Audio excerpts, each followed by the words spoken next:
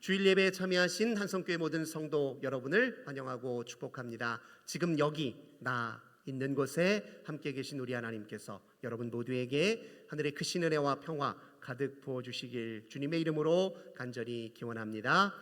왜 그리스도인인가, 이런 주제로 말씀 이어가고 있습니다. 몇 차례 말씀드린 것처럼 그리스도교 신앙의 가장 기초를 점검함으로써 올 한 해를 마무리하려고 준비했습니다. 오늘은 그 6번째 시간으로 겉사람은 낡아지나, 이런 제목으로 함께 은혜 나누도록 하겠습니다. 우리 예수님은 하나님 나라의 왕으로 이 땅에 오셨습니다. 우리가 스스로 차지했던 그 왕자리에서 내려와서 예수님을 왕으로 모심으로써 우리는 하나님 나라 백성이 되었습니다. 우리 모두 하나님 나라 백성입니다. 문자 그대로 믿으시기를 주님의 이름으로 권면을 드립니다. 하나님 나라 백성이 되었다 그러면 여전히 실감을 못하고 의구심을 갖는 분들도 종종 있습니다. 이유는 크게 세 가지 때문에 그렇습니다. 우선 아직도 제가 지은 죄가 많아서 자격이 없어서 제가 어떻게 하나님 나라 들어갈 수 있습니까? 이렇게 말하는 분들도 아직 있습니다. 그럴 수 있죠. 세상의 평가에 얼마나 우리가 시달리며 살았습니까? 세상은 끊임없이 우리를 평가해요. 이 사람 어떤 사람인지, 이 세상에 쓸모 있는 사람인지, 이 사람 같이 데리고 살만한 사람인지, 이 세상은 끊임없이 우리 평가하거든요. 그 평가의 시선으로 우리 자신을 보는 게 너무 익숙해져 있어요. 이 세상도 날 제대로 대접해주지 않는데, 이 세상도 나를 그저 그런 사람으로 보아오는데, 아니 만유의 주인이시고 창조주가 내가 뭐라고 나 같은 사람을 정말 주목하여 당신의 자녀 백성을 삼아주셨다고 의구심을 가질 법하지요. 굳이 지은 죄를 따지고 자격을 따질 것 같으면 여기서 하나님 나라 갈 사람 아무도 없습니다. 우리가 하나님 나라 백성이 된 것은 죄가 없어서도 아니고 자격이 충분해서도 아닙니다. 우리가 하나님 나라 백성이 된 것은 그리스도 예수 안에 나타난 하나님의 사랑과 은혜 때문임을 꼭 기억하시길 바라겠습니다. 주님은 우리를 있는 그대로 사랑하시는 분입니다. 세상의 평가의 기준은 주님에게는 해당되지 않습니다. 주님은 우리가 있음으로, 주 앞에 서 있음으로 우리를 기뻐하시고, 우리 때문에 하나님께서 당신의 의와 사랑과 구원의 역사를 지금도 이루어 가고 계십니다. 주님 나라 백성으로 부름받은 우리가 해야 될 일은 매우 단순해요. 그냥 죄를 죄로 인정하면 됩니다. 우리는 그 죄를 우리 스스로 감당할 수 없고 그 죄로부터 자유로울 수 없을 만큼 우리는 무능하다는 사실을 주 앞에 인정하면 됩니다. 그리고 대신 겸손하게 무릎 꿇고 두 손 들고 주님 앞에 항복하면 됩니다. 우리의 구원을 위해서 우리가 할 수 있는 최선은 겸손입니다. 무릎 꿇고 손을 높이 들어 주님께 항복하는 일입니다. 그러니 혹여 지은 죄가 많아서 자격이 없어서 내가 너무 못나서 주의 나라 백성 될 수 없다 생각하시는 분들은 마음을 바꿔 먹으십시오. 우리 이미 하나님 나라 백성이 되었습니다. 하나님 나라 백성이 되었음에도 불구하고 여전히 실감하지 못하는 두 번째 이유는 하나님 나라를 지금 여기에서 찾고 누리지 못하고 자꾸 죽음 이후의 사안으로 제쳐두기 때문에 그렇습니다. 하나님 나라를 장례식장에서나 들을 법한 소리로 자꾸 생각해요. 죽음과 자꾸 짝지어 하나님 나라를 생각하는 것이 그리스도인들의 오래된 인습 중에 하나입니다. 하나님 나라는 죽음과 짝지어 있지 않습니다. 하나님은 산 사람, 하나님은 살아계신 분이고 산 사람과 관계 맺는 분이에요.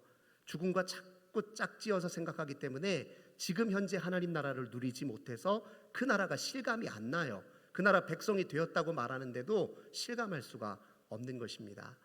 우리 예수님은 명백하게 이 땅에 오셔서 하나님 나라가 가까이 왔습니다라고 선포했어요. 어떤 분들은 하나님 나라를 자꾸 죽음과 짝지으니까 이 말을 이렇게 들어요. 너희들 죽을 때가 가까이 왔다. 하나님 나라가 가까이 왔다니까 죽을 때가 가까이 왔다. 아니, 주님이 우리 빨리 데려가시려고 이 땅에 오셨겠습니까? 죽을 때가 가까이 왔다라고 선언하시려고 이 땅에 오셨겠냐고요. 하나님 나라 가까이 왔다는 선언은 지금 우리 삶의 한 복판에, 내 존재의 중심에, 이 세상 한 복판에 임하셨다, 그런 뜻 아닙니까?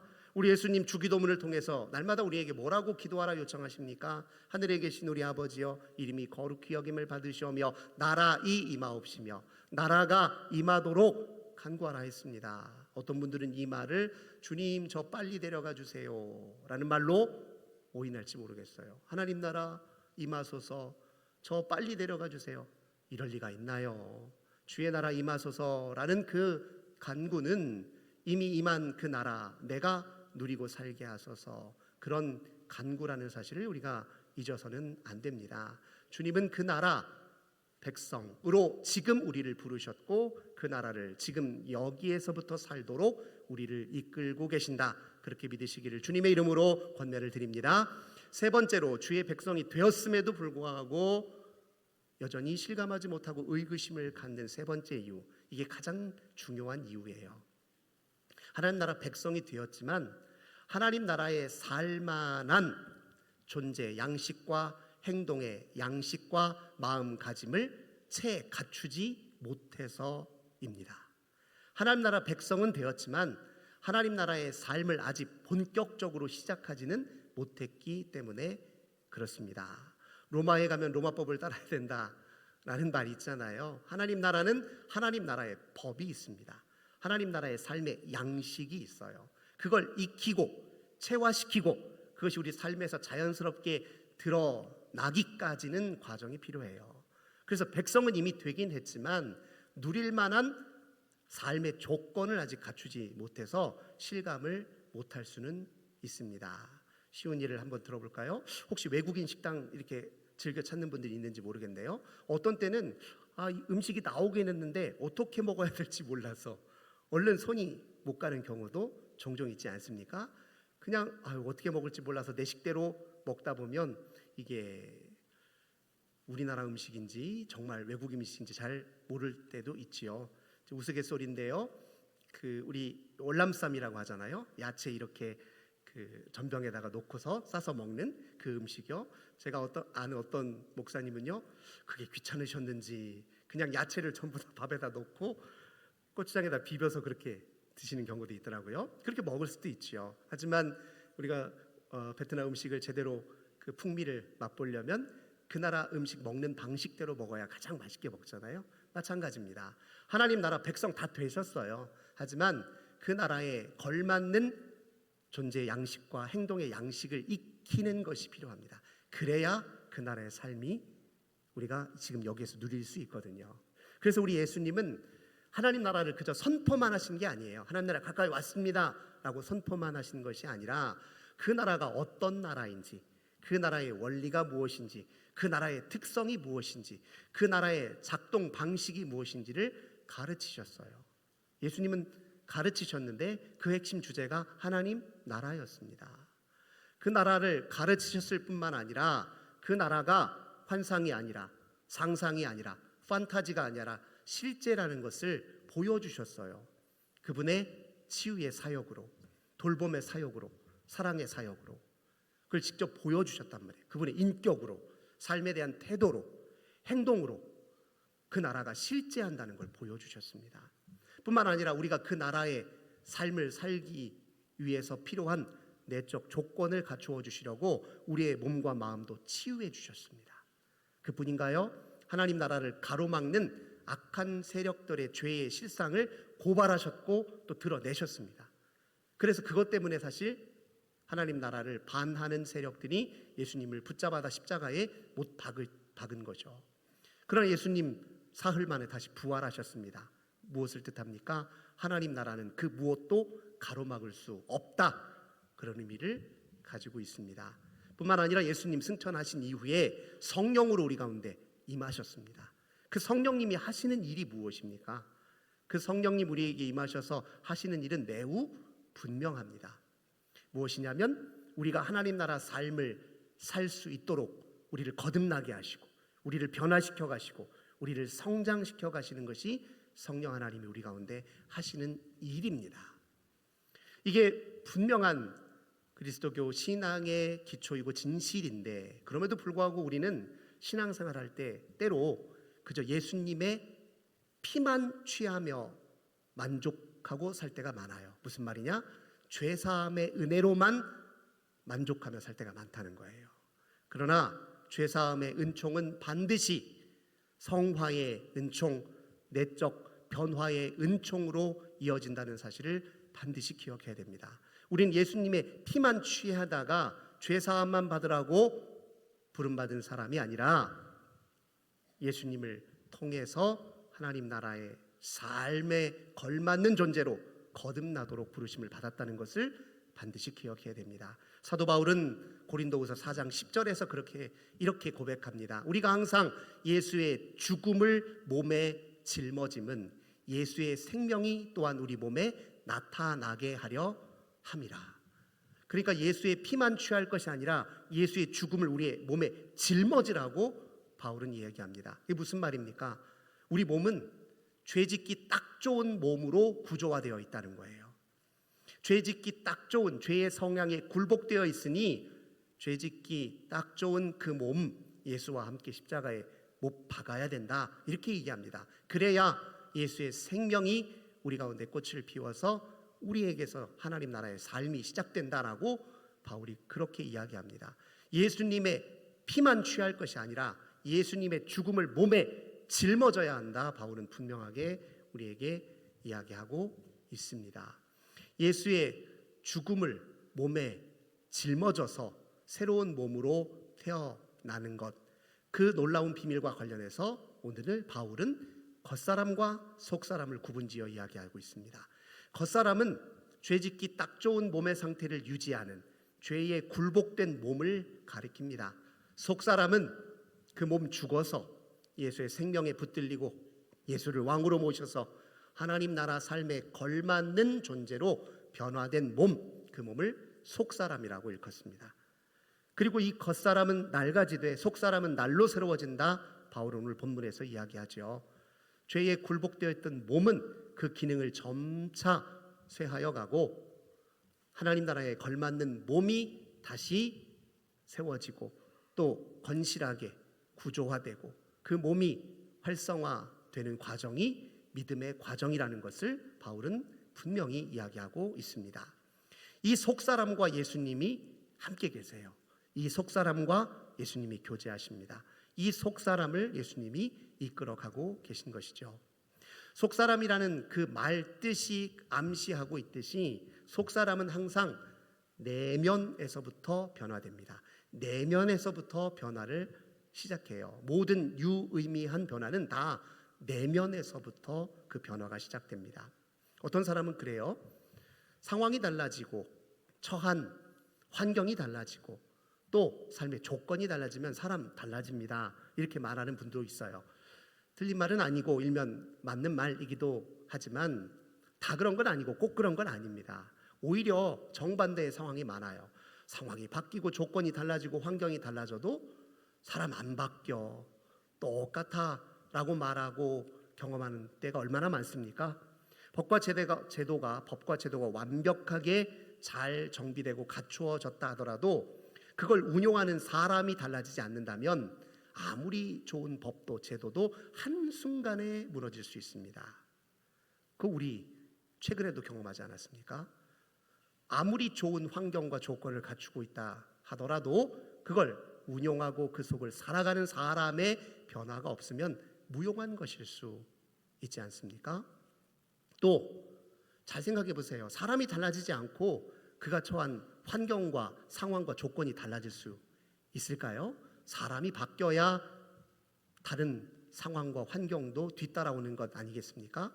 사람이 안 바뀌었는데 갑자기 삶의 환경이 달라지는 경우도 있지요.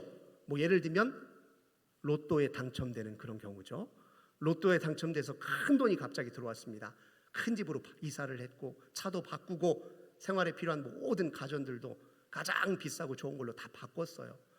그럼 뭐예요? 사람이 안 바뀌었는데. 사람이 안 바뀌면 그 모든 게 다 무용한 것처럼 되어버립니다. 큰 돈 제대로 가치 있게 쓸 수 있는 능력이 없는 사람이 큰 돈 손에 쥐어봐야 그 돈이 자기를 괴롭히는 무기가 될 수 있다는 것 우리 너무나도 많이 경험했잖아요. 그래서 모든 유의미한 변화는 다 내면에서부터 변화가 되어야 합니다. 우리 예수님은 성령님을 통해서 우리의 내면에서부터 변화를 일으키십니다. 바울은 에베소서 3장 16절 17절에서 그래서 이렇게 얘기합니다. 영광의 풍성함을 따라 그의 성령으로 말미암아 너희 속사람을 강건하게 하시오며 그리스도를 믿음으로 말미암아 그리스도께서 너희 마음 안에 계시게 하시옵고. 이렇게 바울이 기도했어요. 그리스도께서 우리 마음에 계셔서 성령의 능력을 통해 우리 속사람을 강건하게 하기를 늘 기도할 것을 바울이 요청했던 것이죠. 모든 변화는 속사람, 즉 내면에서부터 안에서부터 변화가 일어나야 한다는 것을 성경은 늘 힘주어 강조하고 있습니다. 물론 이 변화가 어떤 때는요 잘 드러나지 않을 때가 있어요. 변화라는 것이 드라마틱하게 한 번에 변화된다? 오히려 더 위험할 수 있습니다. 모든 변화는, 모든 성장은 점진적이어야 합니다. 근본적인 변화는 뼈대가 달라지고 구조가 달라지는 거기 때문에 단번에 일어나지 않습니다. 단번에 일어난 변화는 감정과 심정상의 일시적 변화에 불과할 때가 많아요. 진정한 변화는 점진적으로, 구조적으로 그 뼈대에서부터 천천히 변화되게 되어 있습니다. 그래서 잘 안 나타나요. 남들 보기에 눈에 잘 안 띄어요. 이제 예수 믿었으면 변화가 나타나야 될 텐데 그 변화를 위해서 지금도 역사하고 계신다고 분명히 이야기하는데 남들 눈에 잘 안 띄어요. 하지만 하나님은 아시고 나는 압니다. 내가 예수 믿음으로 내게 변화가 시작되었는지 그렇지 않은지 하나님은 아시고 나는 알아요. 적어도 내가 우리 삶의 모든 순간순간에 예수께 어떻게 반응하고 있는지 내가 모릅니까? 하나님이 모르실 수 있습니까? 압니다. 그래서 모든 변화는 사실 우리 마음 중심으로부터 시작되기 때문에 그 중심은 나는 알아요. 그 중심에서 벌어지는 일이 무엇인지, 그 중심에서 변화가 시작되었다면 나도 믿음의 변화가 시작된 것입니다. 그리고 그것은 완성을 향해서 멈추지 않고 지속될 것입니다. 내면의 변화가 마음 중심으로부터 시작되는데 이 우리 마음의 중심에 대해서 우리가 좀 분명하고 명확하게 인식할 필요가 있습니다. 우리 마음 중심은 세 가지 요소로 구성되어 있습니다.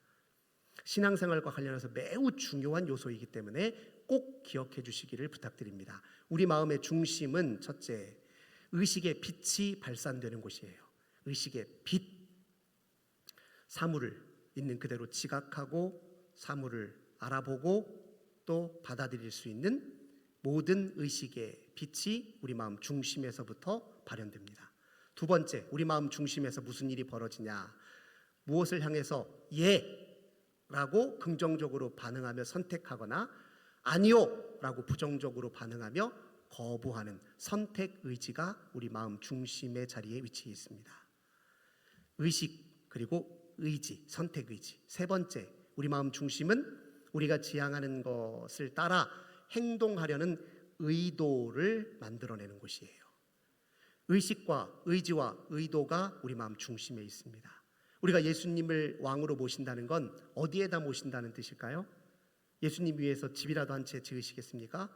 베드로는 실제로 그랬어요. 변화산에서 예수님이 부활하신 모습을 보이고 그 옆에 모세와 엘리야가 나타나자 거기에 취해가지고 뭐라고 얘기합니까? 주여, 제가 여기다가 장막 셋을 지어서 하나는 주님을 위해서, 하나는 엘리야를 위해, 하나를 모세를 위해 짓겠습니다. 이렇게 엉뚱한 소리를 했기도 했는데요. 여러분, 예수님 어디다 모시겠습니까? 전셋집이나 월셋집이라도 하나 얻어주시겠습니까? 예수님 모시는 곳은 우리 마음 중심입니다. 우리 의식이 예수님께 초점을 맞추어 집중하고 우리의 의지가 예수님에 대해서 당신이 옳습니다. 당신이 내 주인이십니다. 당신이 보여주신 삶이 내게 진실이고 진리입니다. 그렇습니다 하고 응답하고 예수를 선택하는 그 중심에 모셔야죠.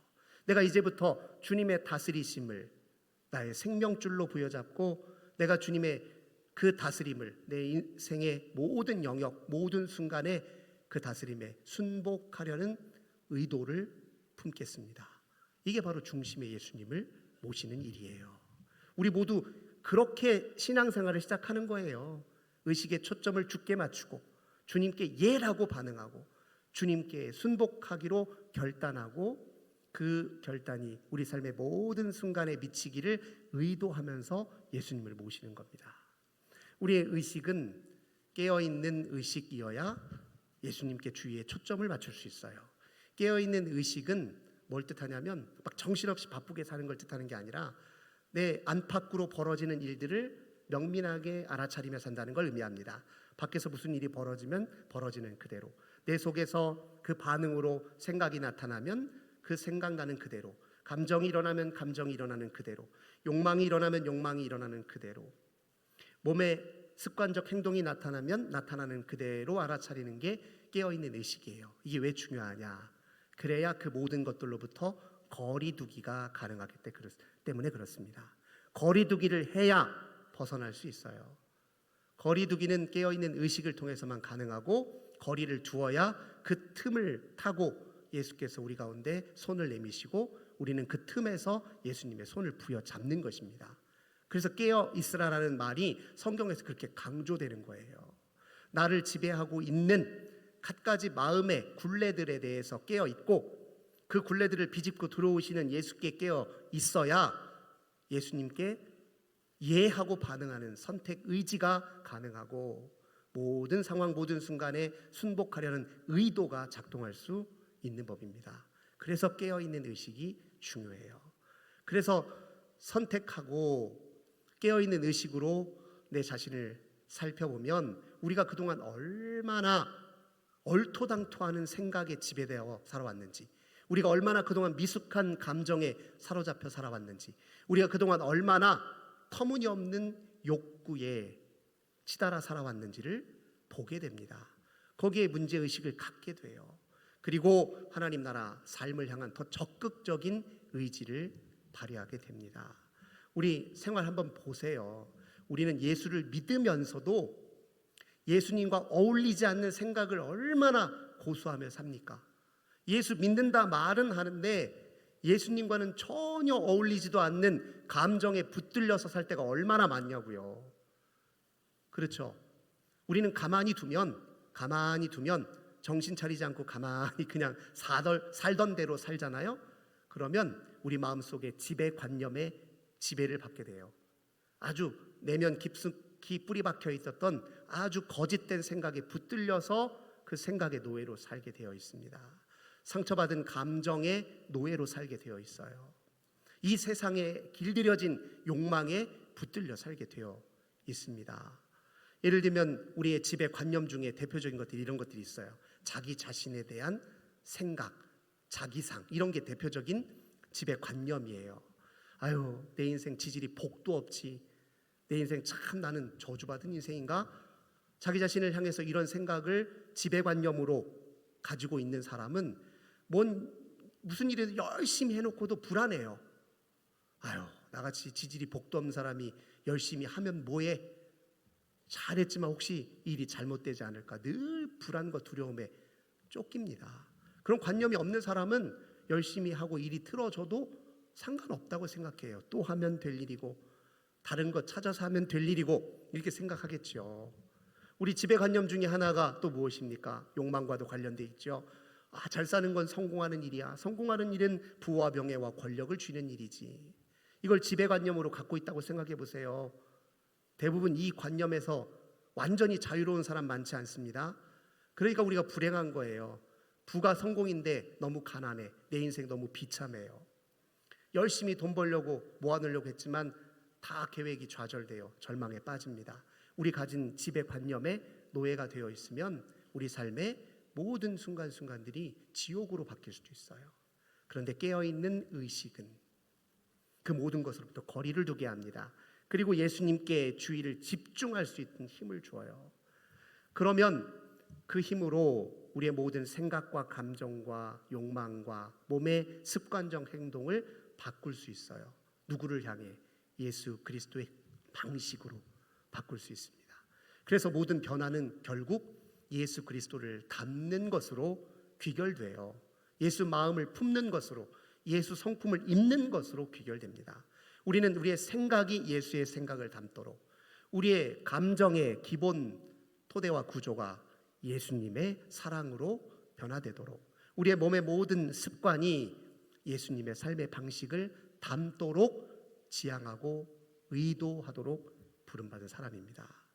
예수 믿으면 예수를 따라 살려는 의도를 품고 살아야 됩니다. 매 순간순간 의도하지 않으면 우리는 다시 옛 습관으로 돌아가기 쉬워요. 주님께 모든 순간 모든 상황에서 순복하기를 의도해야, 예수 방식을 쫓아가기로 의도해야 우리의 생각을 직시하고 성찰하고 분별하고 조절할 수도 있는 법입니다. 그래서 예수를 믿는다는 건 예수님을 지속적으로 의도한다는 걸 뜻합니다. 이게 없으면 주의 나라 삶에 걸맞는 모습으로 변화되지 못해요. 변화되지 못하면 그의 나라 이 땅에 살지 못합니다. 이 땅에 살지 못하면요, 마지막까지 불안해요. 진짜로 나 죽으면 천국 가나? 근데 그 나라를 지금 여기에서 살면 걱정할 필요가 없어요. 염려할 필요가 없습니다. 그 하나님이 이미 나와 함께 계시는데, 죽음과 삶과 모든 경계 없이 홀로 영원하신 하나님이 지금 나와 함께 계시는데 무엇을 두려워할 필요가 있겠냐고요. 지금 못 누리면 마지막까지 불안해합니다. 예수 잘 믿어도 마지막 순간까지 불안해요. 지금 여기서 살아내야 우리는 마지막까지 승리하고, 그리고 성경에서 약속한 하나님 나라의 완성의 때를 우리 모두 누리게 될 것입니다. 사랑하는 성도 여러분, 예수님을 믿기로 작정했으면 예수님께 의식의 초점을 모으십시오. 그분을 늘 예하며 선택하기를 주저하지 마십시오. 그분께 순복하는 삶이 모든 상황 모든 순간에 미치도록 늘 의도하시기 바랍니다. 그 삶을 통해 하나님 나라를 지금 여기에서부터 살아가는 저 우리 모든 성도님들 되시길 주님의 이름으로 간절히 기원합니다. 좋으신 주님 감사드립니다. 겉사람은 낡아지나 속사람은 늘 새로워진다 하는 바울의 고백처럼 우리의 속사람이 날로 변화되어 예수 성품 담고 예수 마음으로 끊임없이 확장되어 우리의 삶 속에 하나님 나라 이루어지게 하옵소서. 주 예수님의 이름으로 간절히 기도드립니다. 아멘. 452장 함께